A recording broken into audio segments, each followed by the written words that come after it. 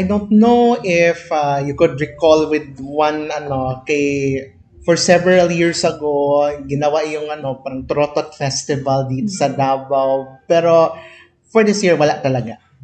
Yeah, because if I will remember, if I'm not accurate talaga, but I Opo. think it's a para siyang mounted by a private company. Opo. Yeah, no, hindi siya sa city government. Pero syempre, accredited siya na event.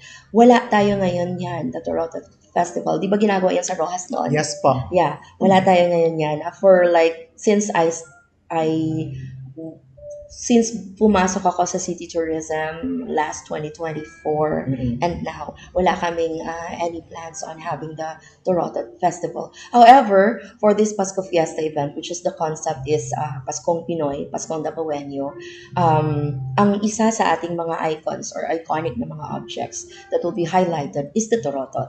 Kasi lahat naman tayo, di ba? That's why we are having also the Pasko Fiesta event is because hindi tayo nagkakaroon ng grand firecracker na mga wala tayong paputok, wala tayong mga pyrotechnic na mga exhibitions. That's why we have the Pasko Fiesta in place for that. Para ma-divert somehow yung longing ng mga tao na it has been a long tradition that every Christmas and every New Year meron tayong mga firecrackers, di ba? So since wala yun, we opted to have or to make noise using the Torotot. Opo. So yun yung ginawa natin na part of our highlight icons ngayon for the 2025 Pasko Fiesta. Nandun yung Torotot. Okay.